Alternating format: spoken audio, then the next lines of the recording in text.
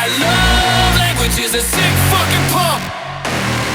Yeah, a sick fucking pump. My love language is. All right, ladies and gentlemen, welcome back to the Fine Tuned Fitness Podcast, episode 10, baby. All good things come in tens. Fingers, toes, Fast and the Furious movies, Spider-Man reboots, even me. Just ask my wife. She's a 10, and I love... You know what? Never mind. Thanks for tuning in this week. Don't forget, we're on Spotify and YouTube, and if you're tuning in on there, turn on the video for some reason. Maybe you're a masochist, I don't know, and you just want to see my horrifying face.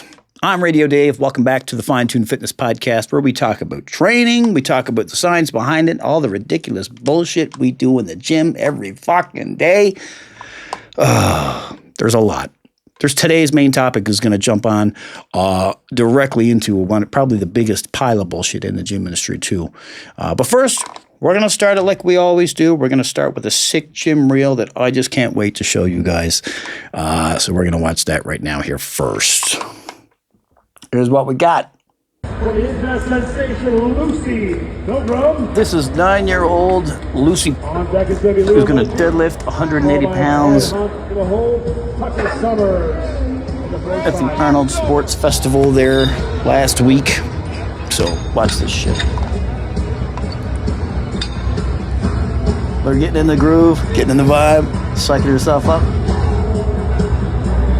9-year-old Lucy Milgram. Shaking everything out, getting loosey-goosey. That's an adult. There we go.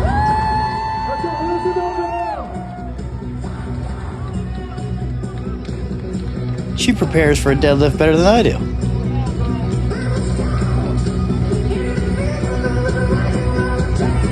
Look at that game face.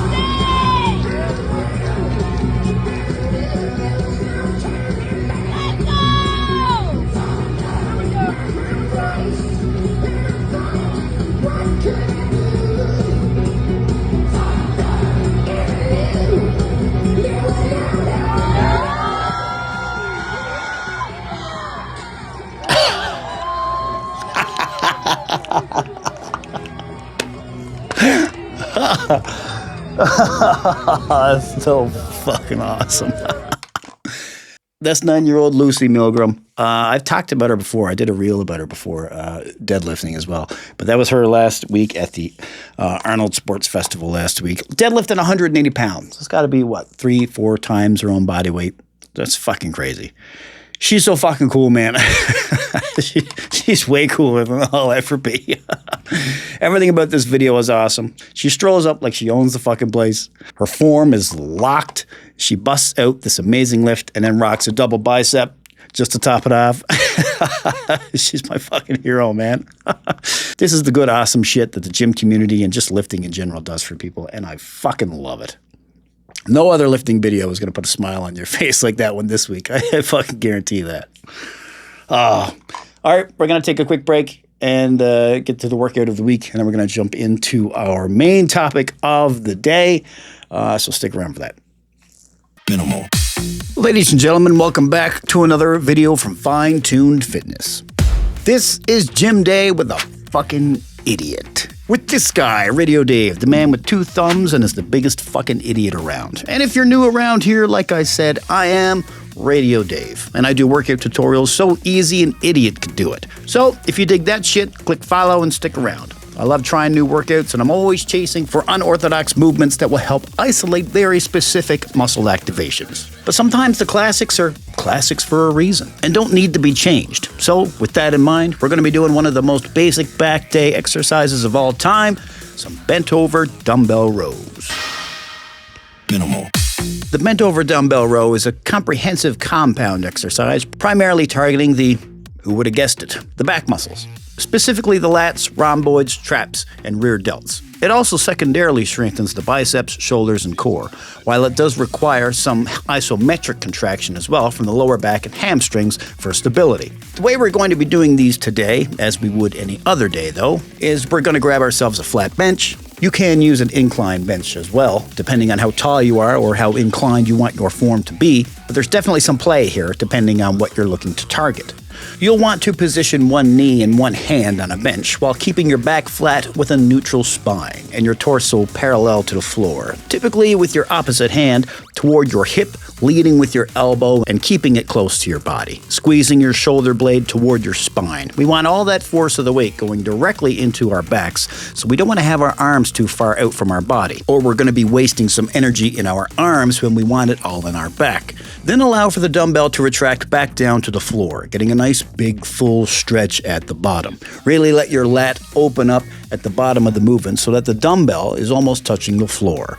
Be sure not to rotate your torso with the dumbbell as well, so all that weight stays directly in the lat stretch. A good cue here is you want to think about this movement as initiating with your back and pulling with your elbow, not your hand or your biceps. They're literally just holding the weight. Like I said, go for that absolute full range of motion, focusing on the stretch at the bottom there. Keep your head and spine aligned to avoid any strain in your neck. Another common mistake people will do here is they'll begin to shrug their shoulders up toward their ear, especially as they begin to fatigue. So keep that form stable and locked in, and when you find you're beginning to fatigue and your form starts to turn to dog shit, end the set there and just drop the weight down for your next set. Better to end the set early than to let your form slip and get any strain in your neck or elsewhere. The main muscles we're using for the bent over dumbbell row are the lats for sure, as I mentioned, which act as the primary drivers of the exercise. But we're also getting some rhomboid and mid-lower trap activation as well, as they are used heavily to engage the shoulder blades for retraction. We're also getting some isometric erector activation and some rear delt activation, particularly if our elbow is flared out. Typically, we're doing bent over rows to target our lats, but the movement is pretty versatile when it comes to a variety of different muscles to target. If you want to aim for more of the lower lats and traps, keep yourself using the neutral grip with your palms facing your body. This is typically how you'll see these done anyway. You could also use the pronated grip with your palms facing toward your feet, which will give you more of a rear deltoid or rhomboid activation. You can also adjust your target by pulling toward your hips for more lower lat activation or pulling more toward your chest to train your upper back and traps. Minimal. So, if you're just looking for a great, versatile, classic back movement, the bent over dumbbell row is definitely one for you. I definitely recommend it for beginners who are still developing their mind-muscle connection, but really these are good to program for all levels of lifters. So give these a shot next back day and let me know which variation works best for you. So you're in the middle of your arm day, your entire workout is bicep curls and tricep kickbacks, and you're getting a great pump. But I've got some breaking news. There might actually be a better way to build size and strength because these isolation movements are making you leave gains on the table. What? Turns out compound lifts may in fact reign supreme. Compound lifts are movements that use multiple joints and muscle groups at once. Squats, deadlifts, rows, bench presses, pull-ups, whereas isolation exercises target one muscle at a time. Like we mentioned earlier, bicep curls, tricep kickbacks, leg extensions, lateral raises, Etc., etc. both have value. But compound lifts hit more muscle, move more weight, and drive more growth.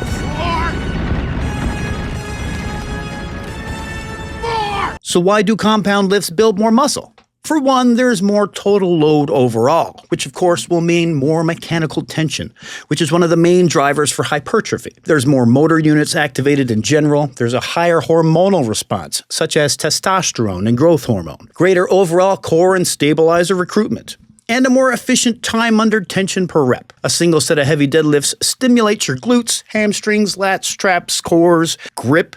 Meanwhile, a set of curls, biceps only. Now, compound lifts don't just build muscle, they also build functional strength, which carries over to daily life, overall athletic performance, and even isolation lifts themselves. Strong rows equals stronger curls. Stronger squats means stronger leg extensions. It's like dominoes. Isolation exercises are for direct, one-on-one fine-tuning of the muscles. But compound lifts help forge them from the beginning. It began with the forging of the great rings. Now, this doesn't mean that compound lifts are the be-all, end-all. There's still a tremendous amount of value in isolation movements as well. You should be incorporating both into your routines. There's a pretty decent ratio to help you get the gains you deserve. Base your program around the compound lifts, 70 to 80% of your weekly training volume, focusing on progressive overload and at the beginning of your workouts. Big lifts first, while you're fresh. Then bring in your isolation routines. during the second half of your workouts. Isolation should be used for tackling weak points in your physique, helping fine-tune the mind-muscle connection, getting that end-of-session pump work, and injury rehabilitation or mobility work. Isolation doesn't mean it's ineffective, it just means it needs to be placed correctly. Think of compound lifts as the hammer and isolations as the scalpel. And no, you're not wasting your time curling. Don't take what I said at the beginning out of context. Just don't pretend it's doing more than it actually is. What do I have to do to make people fucking listen to me? In the end, train smart and with intention. Lift heavy and hit the big movements and sprinkle in isolation like seasoning. Make it a side dish, not the main course. Want to grow efficiently? Move more muscles at once with fewer movements overall. Because you're not just building arms or legs, you're building an entire system. Focus on lifts that work harder overall, so you're not working harder than you need to. Work smarter, not harder. Hey guys, Radio Dave here. There are many aspects to the fitness lifestyle that I do not enjoy. Protein farts, buying the wrong flavor pre-workout, cardio, but nothing, and I mean absolutely nothing, is worse than having to spend my Sunday every week meal prepping. That is why Fine Tune Fitness has just become an affiliate for Just Bite Me Meals. If you hate meal prepping as much as I do, then let someone else do it for you. Dan and his team offer incredible service, incredible meals, and an incredible product. And so now anytime you purchase an order over $50, if you use code FINETUNEFITNESS at checkout, you'll get 10% off your order. Buy 10 meals and that's essentially getting one for free. But even better than the financial savings is the time you're saving. So if you want to take the headache out of spending every Sunday in the kitchen prepping meals for the week, let Just Bite Me take care of it. So you're spending your last day off for the week in the living room instead of the kitchen. All right, welcome back, my fine ass and fit radio babes. Welcome back indeed to the Fine Tune Fitness Podcast. And we're going to get into our main topic of the episode today, gym influencers. Are they helping or are they hurting beginners and the fitness industry in general? If you got comments or questions, be sure to drop them in the comments down below and we'll get into them next episode. But without further ado, let's get into it. Now, it's mostly a symptom of the age of information that we're living in right now, specifically the age of instant information and gratification, so that if we need to know something, we need to know it right this fucking instant. And this instant satisfaction machine that's in our hands 24/7 has shifted and warped how we perceive not only information, but reality itself. Not to mention our drastically diminishing attention spans. Next day delivery, streaming, everything we want it right fucking now. And that has bled over into how we perceive things on social media, which is why a lot of gym influencers start their videos off with a hook right away to catch you. Pull you right into their shit instantly. Usually saying that you're doing something wrong, and if you don't do exactly what they say to do in that video, it will have dire consequences for you and everyone you care about. But nothing is as final or as absolute as that. Everything has nuance in this world. But because everyone is fighting tooth and nail against the almighty algorithm, if you can't tell the difference between facts and bullshit, you may get led astray. This is especially true for beginners who are just beginning to dip their toes into the fitness industry and gym lifestyle. So that's why today we're talking about something that affects literally every beginner who walks into the gym in 2026, fitness influencers. Now, the irony of me, a burgeoning fitness influencer, coming on here to talk shit about fitness influencers is not lost on me. But this isn't directed toward anyone specifically as much as it is a statement on where the fitness industry is right now and where we are as a society in general that seems to reward this type of shitty behavior. Think about it like this for a second. 10, 15 years ago, if someone wanted to learn how to lift weights, where would they go? What did they do? They went to a gym and they just figured shit out on their own, or they hired a coach. Maybe they went with a friend and learned how they worked out. Bodybuilding magazines, those were huge back in the day. You Zoomers are going, a magazine, what the fuck is that? But you see, back in the day, we used to have the internet on paper. It was called magazines and the Encyclopedia Britannica. Dating myself now here, I think. And if they didn't have a coach, a friend, or a magazine, they could go up to the biggest fucking guy in the gym and just ask them to teach them how to do it. And let me tell you, there's no bigger compliment to a big guy in the gym than just asking them how to lift We love that shit. We're like kids and you just asked us about Pokemon cards. We will tell you everything you want to know. Now, as for today, if people want to learn how to lift, for most beginners, it's TikTok, Instagram, and YouTube. Like I said, age of information. Instead of a coach showing you how to squat and checking in on your form, you're watching a 30-second video filmed under perfect lighting, directed by Martin Scorsese with dramatic music, and an annoying AI voiceover yelling, "Try this exercise for insane glute gains." So today we're going to break down the rise of fitness influencers, how they help beginners, how they hurt beginners, why misinformation spreads so easily, and how you can tell the difference between good advice and fucking bullshit. We'll also look at some of the psychology and parasocial aspects behind the entire fucking influencer phenomenon. First off, we'll start with just how the fuck we got here. Because it's not like fitness influencers just appeared overnight. This is where the industry has evolved, and it happened in phases. First, it started with the magazine fitness culture back in the 80s, the 90s. If you wanted to learn training, you read magazines like Muscle and Fitness, Flex, or Men's Health. The information was limited, but it was at least edited. Magazines have editors and fact checkers to make sure information was correct and curated, for the most part anyway.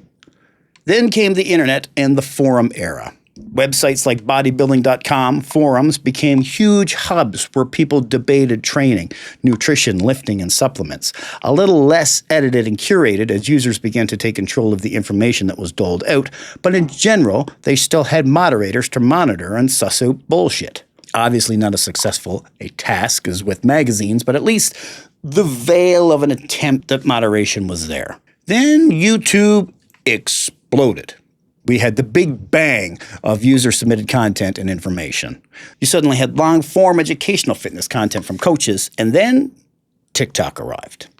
TikTok changed everything, the entire game, because that was the introduction of the algorithm. And the algorithm favors four main things. Short content, get it to me quick. My attention span is like a fucking fruit fly. Fast results, make me skinny now.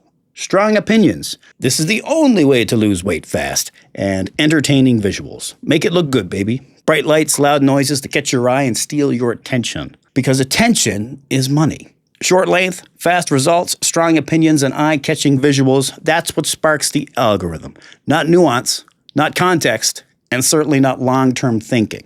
So instead of a coach explaining progressive overload in detail over a 20-minute YouTube video like 10 years ago, the algorithm rewards videos like, "Do this one exercise for insane biceps." And that, unfortunately, is fundamentally changing how beginners are learning and how most coaches are teaching. Now, let's be fair here. Fitness influencers aren't automatically bad. They do a lot of good. I try to do positive work in this field using the tools I have at my disposal. A camera, a mic, and a voice and face for radio. Fitness influencers have helped millions of people get started in their fitness journeys. The biggest advantage today is accessibility, which is my number one goal in my content. I want fitness to be accessible for everyone. A beginner today can open their phone and learn how to squat, how to deadlift, how to build a workout routine, and how to track calories all within minutes and kick off their fitness journey. Will their form be awesome? No, probably not, but their foot is in the door. Their journey is started, and they've taken their first steps into the world of fitness, all before their first coffee break at work. 20 years ago, that information was much harder to find. Influencers have also made fitness feel less intimidating. For a lot of beginners, gyms are scary. We had a whole fucking episode about it. The entire first fucking episode was all about that one thing. Watching someone demonstrate exercises online can make that first gym visit feel manageable, even welcoming. There's also the inspiration factor. Seeing someone transform their body can motivate people who would never have considered lifting before.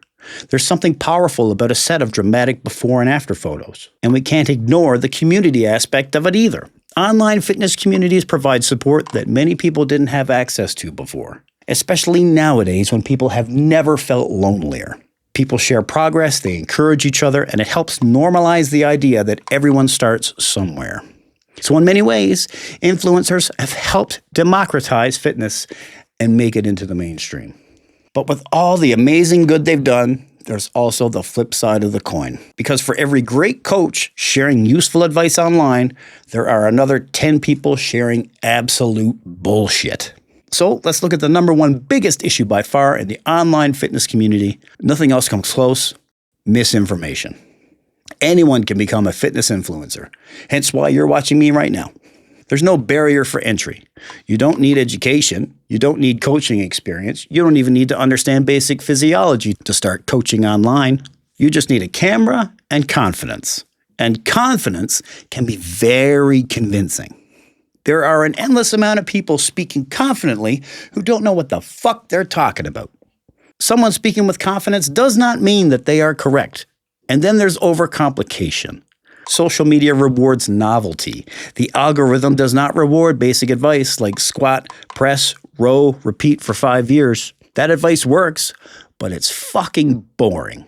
So influencers invent increasingly complex exercises to stay relevant, to stay on your screen, to stay in your feed. You'll see dumb shit like single leg Bosu ball squats, resistance band triple supersets, or 5 exercise giant circuit sets for glutes. Beginners see these workouts, and because they're complicated, it must work and be exactly what they need. Because there's no way simple works better. Why would simple bicep curls build better arms than a 5 exercise circuit? But that's how it is. Simplicity is exactly what beginners need. This overcomplicated bullshit from overconfident influencers is how beginners get hurt. And that overconfidence brings us to our next point in this topic, the Dunning-Kruger effect. Just what the fuck is the Dunning-Kruger effect? This is a psychology concept that explains a huge amount of what we see in the fitness influencer world. And once you understand it, you'll start seeing it everywhere in the fitness industry and any other industry online, really, because it explains why some of the loudest voices online are often the least fucking qualified. The Dunning-Kruger effect is a cognitive bias where people with low knowledge or low skill in a subject, usually because they're new to it, dramatically overestimate their competence and believe themselves to be experts in said subject. To make it simple, the less someone knows about a subject, the more confident they usually are about it. And the more someone actually knows about it, the more cautious they tend to be. Because once you understand a subject deeply, you begin to realize just how complex it actually is. But when you only know a little bit, everything seems simple, black and white. You think you've cracked the code, that you can see the matrix. When in reality, you're not even unplugged yet because you're still rocking the blue pill. One way psychologists illustrate the Dunning-Kruger effect is with a curve. When someone first learns a little bit about a subject, their confidence skyrockets. They feel like they're an expert. This stage is sometimes called Mount Stupid. You read a few articles, watch a few YouTube videos, and suddenly you begin to feel like you know the entire system. You understand the entirety of the subject through and through. Nuance and subtlety is out of grasp because your limited knowledge makes it seem like it's black and white and you've got it all figured out. But then something happens. As you continue to learn more about the subject, you start discovering just how much you really don't know. Your confidence drops. You realize the topic is deeper than you thought. Eventually, with enough experience and knowledge, your confidence rises again, but this time it's based on actual understanding, and usually after years of training and study in the subject. And the fitness industry is the perfect environment for the Dunning-Kruger effect to thrive. Why? Because the barrier to entry is so fucking low. Someone can train for 6 months, see some beginner gains, and suddenly believe they've figured out the secret to training. I've seen it in town. Guys who've never spent a day in the gym their entire lives start working out for a month, get their noob gains, and then they start calling themselves personal trainers. And because social media rewards confidence and bold claims, those voices often spread faster than the cautious, nuanced voices of actual experts. Think about the kinds of statements you see online. This exercise is useless. Everyone should train this way. Science proves this method is the best. Those are absolute statements. And real coaches, real experts, they rarely speak in absolutes, if ever. Because everything has nuance and subtlety, everything. And the more experience you have coaching people, the more you realize that context matters. Just because something works for you doesn't mean it's going to work for someone else. For instance, every time I train with my son and show him a workout, we usually have to adjust it to fit his physiology better because he's almost a foot taller than I am. He's a bigger boy. So what works for me form-wise doesn't always work for him. We've got to find and adjust it to see what works best for him and his build. You don't see nuance like that from influencers online. There's also a difference between information and experience. You can read about all the training theory you want. You can watch 100 videos about biomechanics, but until you start coaching real people with hundreds of different bodies, injuries, personalities, schedules, that's where understanding deepens. That's where you start to realize that the perfect program on paper doesn't always survive contact with real life, with real people. So for beginners, the Dunning-Kruger effect creates a massive problem. Because when you're new to fitness, it's hard to tell who actually knows what the fuck they're talking about. Confidence sounds like expertise. Someone who speaks with absolute certainty sounds credible. Oh, he's so sure of what he's saying, he must know what he's talking about. But certainty and accuracy are not the same fucking thing. In fact, in many cases, the most knowledgeable coaches sound the least dramatic, almost like they don't know what they're talking about. They'll say things like, it depends, or context matters. For some people, this works well because they understand it's not black and white for everybody. But that kind of nuance doesn't go viral, even though it is usually closer to the truth. So how do we shield ourselves from this Dunning-Kruger effect when we're learning about fitness online? Well, there's a few simple filters we can use that might help. First, look for people who explain why something works. Not just what to do, but why you're doing it. If they can connect the what with the why, that's usually a good indication they know what they're talking about. Usually. Second, pay attention to whether someone acknowledges limitations or uncertainty. Experts have no problem saying, we're not quite sure, or we're still learning about this. They'll almost never say it's like this and nothing else. Thirdly, look for consistency. Someone who has coached people for years will usually emphasize the fundamentals over flashy gimmicks.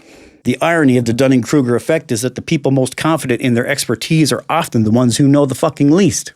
And the people who know the most are often the most careful with their claims. So when you see a fitness influencer making extreme statements with absolute confidence, it's worth pausing and asking, are they confident because they truly understand the subject, or because they don't know what the fuck they're talking about and they don't yet realize how complex it really is? Because when the algorithm rewards confidence over accuracy, then beginners are trying to figure out who to trust. It creates this perfect storm of misinformation.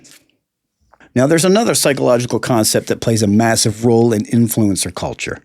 And it's something most people don't even realize is happening while they're scrolling, and that's called a parasocial relationship. And if you spend time on fitness social media or follow anybody for an extended period of time online, really, there's a good chance you've developed one. And just what the fuck is that? So a parasocial relationship is a one-sided emotional connection between an audience member and a public figure. The key part of that being that it is one-sided. The viewer feels like they know the influencer, but the influencer has no idea who the fuck the viewer is. This concept originally came from television. People used to develop these connections with news anchors, radio hosts, celebrities. Think about it. You watch a show every week, you're essentially inviting this person into your home through your TV, and you begin to feel like you know the person. This can be positive, but it can be negative too. Think of Jack Gleason. He played King Joffrey in Game of Thrones. One of the most vile, horrible characters on the show. People hated that fucking character. So much so that they began to harass the fucking actor. Death threats, everything. The cognitive dissonance you have to hate an actor for a character they played is staggering. But obviously not everybody has that extreme a parasocial relationship with a person. But social media has definitely intensified this phenomenon dramatically because influencers don't just appear on a screen anymore. They're sharing their daily routines in your hand, what they eat, what their workouts are, what they're struggling with day to day, their personal stories. So the viewer begins to feel like they actually know this person. They become invested. And that feeling of familiarity builds trust, which can be fairly toxic. Now, in some ways, parasocial relationships can be positive. When someone follows a fitness creator who shares their journey, it can really be motivating. It can feel supportive. It can make people feel less alone in their own journeys. But it can also create a dangerous dynamic because trust tends to get transferred automatically. And if someone likes an influencer's personality, they may just assume that this person's advice is also correct, even if the influencer has no real coaching experience or deep learned knowledge on the subject. One of the biggest challenges with influencer culture is that likability and expertise are completely different traits, yet somehow they seem interchangeable. Someone can be charismatic, funny, and relatable, and entertaining, and still give terrible fucking advice. But because the audience feels emotionally connected to them, their advice gets accepted without question. And that's the power of a parasocial relationship. Another thing that happens is people start to treat influencers like mentors. They feel like they're learning directly from this person. But the influencer isn't coaching them. They're just broadcasting content to thousands of millions of people at once. Real coaching needs to be individualized, one-on-one. It requires feedback, adjustment, and understanding that specific individual. Influencer content can inspire you, and it can spark the flame for your own personal fitness journey, but it cannot replace personalized, targeted guidance. Then there's comparison culture. One of the most powerful forces in social media fitness isn't actually the advice itself, it's comparison. And comparison can be incredibly motivating, or it can be incredibly damaging. Social media is built around highlight reels. It's the bread and butter of the fucking algorithm. People post their best angles, using their best lighting, during their best days, wearing their best fits, at their best physiques, but beginners see that content and assume that represents everyday reality. What they don't see is the bad workouts in between, the years of training, the injuries and the setbacks, or the off-season body or days where motivation is low. They don't see the lows or the ebbs and flows. They just see the highlight reel, the best of the best. Another issue on top of this is timeline distortion. Someone might post a transformation photo that says 1 year progress, but what you're seeing might actually represent several years of training. Not to mention professional lighting, peak conditioning, and possibly performance enhancement. Beginners then internalize this unrealistic timeline, and they begin to think that they should look dramatically different in 12 weeks. When in reality, meaningful physique changes often takes years. And this constant comparison can lead to something psychologists call upward comparison. That's when we compare ourselves to someone who appears more successful or more attractive. And when that happens repeatedly, over time, it can lead to discouragement, body dysmorphia, loss of motivation, unrealistic expectations. Ironically, something that was meant to inspire people can actually push them away from fitness. Because what normally seemed like a healthy goal now begins to feel unattainable because it's not taking the same time that they said it would, and people just give up. One of the healthiest mental shifts beginners can make is to stop comparing themselves to influencers and start comparing themselves to the only person that matters, their past selves. I always tell new clients when they start comparing themselves to other people, because it happens, they always do. I always say the only person you should ever compare yourself to is who you were yesterday. Ask questions like, am I stronger than I was 3 months ago? Am I moving better? Do I have more energy? Is my consistency improving? Those are the real metrics of progress, not your progress compared to what an influencer says he did. Not looking at the numbers on the dumbbells of the guy on the bench next to you, but looking at the numbers on the dumbbells you lifted when you started out. The most successful physiques are built through years of boring consistency. It's that simple, but it's that boring. And that's why it doesn't catch on the algorithm. Most successful physiques are built through years of boring consistency. Not viral workouts, not secret supplements, and not trendy diets and programs, despite what fitness influencers are posting online.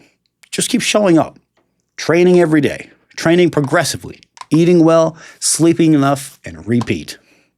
When you see shredded influencer bodies online, try to reframe your thinking. Instead of saying things like, why don't I look like that? Try saying, that's what long-term consistency can build. Because it's not a race. Fitness is a long-term project. It's a marathon. It is a lifestyle. And when beginners begin to understand that, they become much harder to mislead by flashy influencer content. Because then they start to realize that real progress is slow and steady and built on the fundamentals. Now, we've talked about psychology, the Dunning-Kruger effect, parasocial relationships, comparison culture. There's a lot to this shit, like I said at the beginning. But there's also another huge factor shaping influencer fitness content online, and it's probably the biggest one, and that is economics. Because once money enters the system, the incentives change dramatically. All bets are off. Social media runs on what economists call the attention economy. I mentioned it earlier. Attention is the new currency of the world. The more views you get, the more opportunities you have to monetize. That means the platforms reward content that keeps people watching, sharing, and commenting. But there's a problem with that, because the algorithm doesn't reward accuracy. It just rewards engagement. And engagement often comes from things like controversy, or wild extreme claims, shocking statements, and dramatic transformations. Quick fix shit. Stuff that doesn't work. The more dramatic the claim, the more likely people are to click, even if it's bullshit. The truth is, real fitness advice is actually pretty fucking boring. If a coach is being honest, most of their advice looks something like this. Train consistently, progressively increase the weight, eat enough protein, and sleep a lot. Repeat for several years. Done. That's not exciting content. That doesn't go viral. Nobody is sharing a video titled "Lift Weights Consistency for 5 years and you'll probably look better." But if an influencer says, "This one exercise will grow your glutes 300% faster," now people are clicking. Once influencers realize what gets views, that incentive structure becomes clear. Content that's simple, dramatic, and controversial will almost always perform better than content that is nuanced, cautious, complex, and realistic. So naturally, creators start optimizing for engagement. Sometimes that means exaggerating claims. Sometimes that means presenting controversial opinions as irrefutable truths. Sometimes it means inventing new exercises altogether or new theories just to stand out. Because in the attention economy, novelty wins. Then you've got another economic factor in this whole thing: sponsorship. Fitness influencers often earn money, and lots of it, from sponsors. Supplement companies, coaching programs, apparel brands, affiliate links. Now, there's nothing inherently wrong with making money in the industry you care about. I'm trying to do the same fucking thing and make a living at this. But it does create potential bias. If someone's income depends on selling a supplement stack, and they need it to pay rent, they may be motivated to present that stack as more important than it really is, that it does more than it actually can. Beginners might see these promotions and assume they're essential for the body that they want, when in reality, supplements are usually the smallest fucking piece of the puzzle. So when you look at influencer content, it's helpful to remember that most influencers are not just educators, but they're also entrepreneurs. They are running a business, and businesses optimize for growth. Growth requires views, which requires attention, and attention often requires bold claims. Once you understand that, you can view fitness content a little more critically.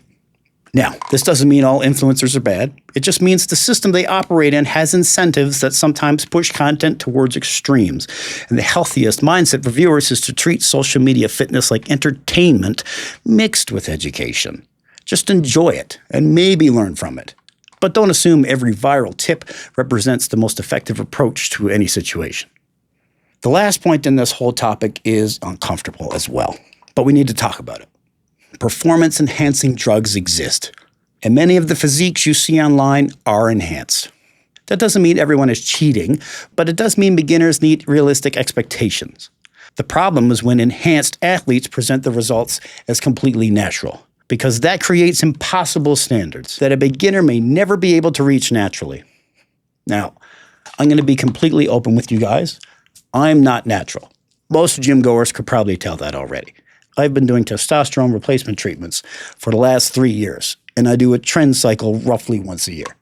Over a decade of savage drug use has rendered my test levels extremely low, so I've had to supplement it, and it's worked wonders for me.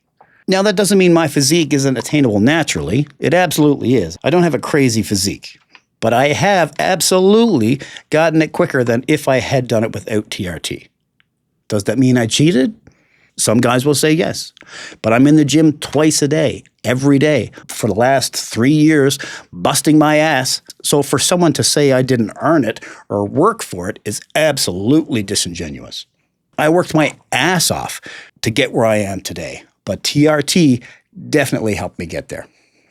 But it's when influencers who use performance enhancement and try to hide it and sell that they did it without, that's when it can be toxic and really damaging for beginners. Because when beginners look at physiques online and try to replicate them naturally, they're often comparing themselves to something that isn't actually achievable under those same conditions.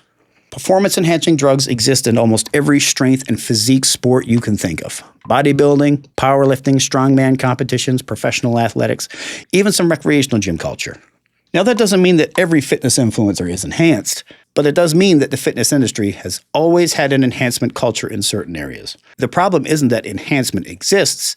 The problem is when enhanced individuals and results are presented as naturally achievable for everyone. Imagine a beginner starting his fitness journey, and they go online and they see someone with extremely low body fat, huge muscle mass, perfect conditioning, and insane strength numbers. And that person says, "You can achieve this just with my workout program." despite the fact that he's completely leaving out he's on $10,000 worth of PEDs. So the entire concept is a sham. Look at Liver King. He sold that physique that it was completely natural just by eating liver. Meanwhile, he was spending over 10 grand on steroids a month.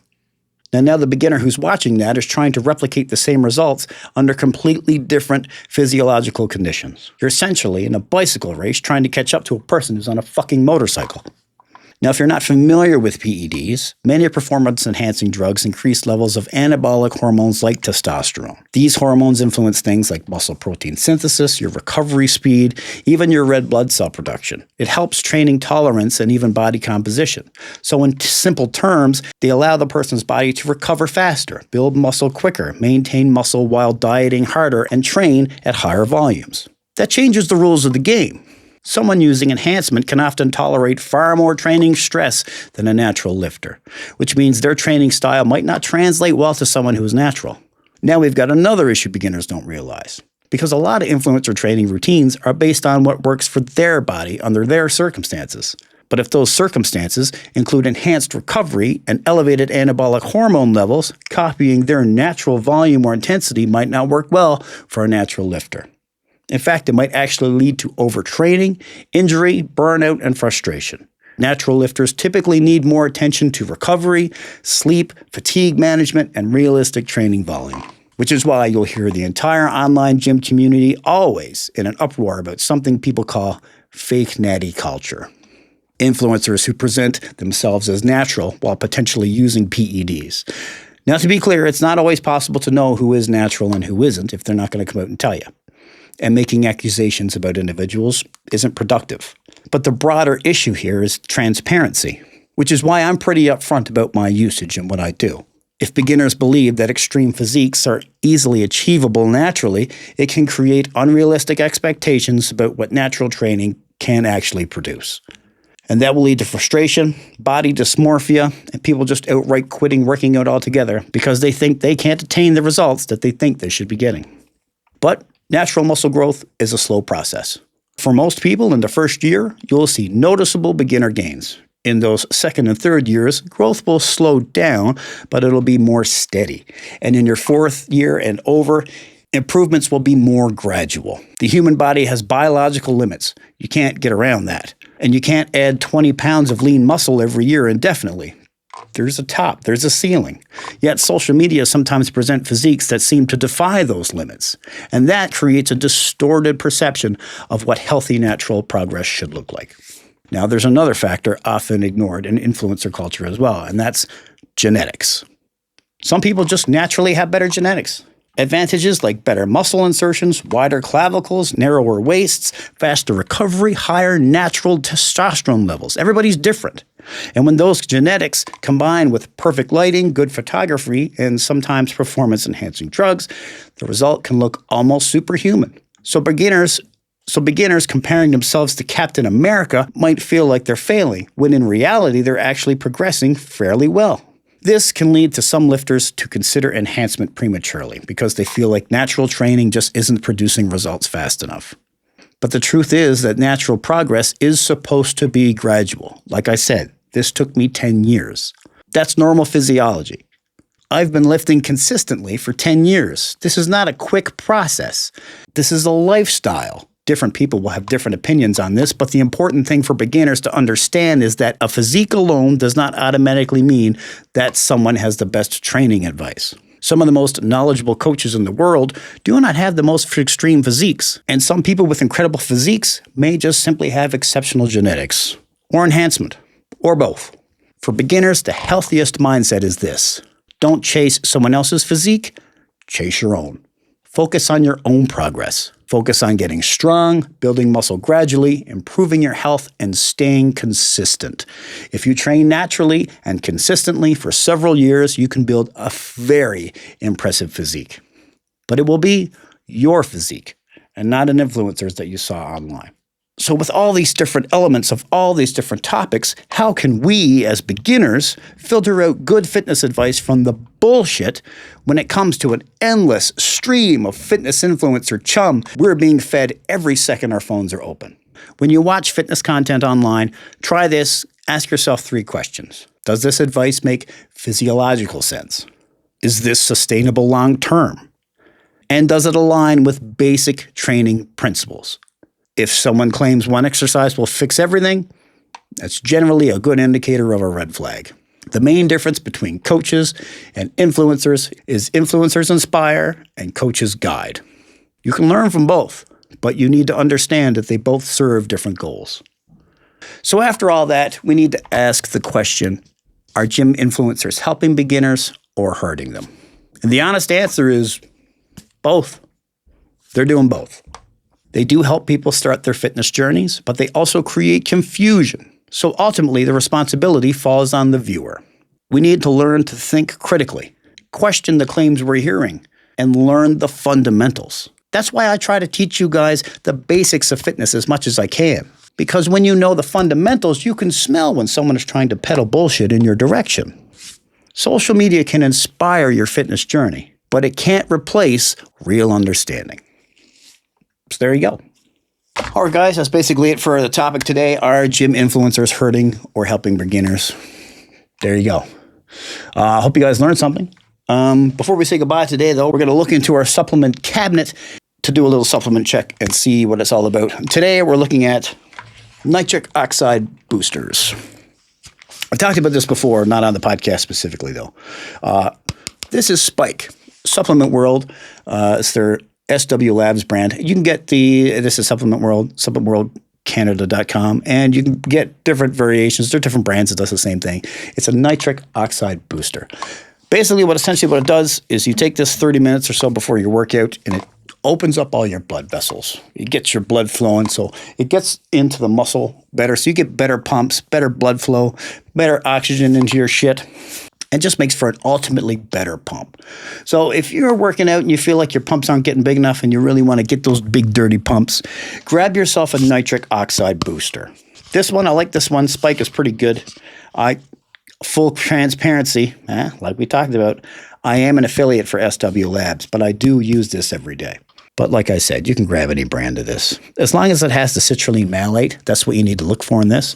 That's the thing that's going to open up your blood vessels and give you those big, dirty fucking pumps. All right, that's it for me.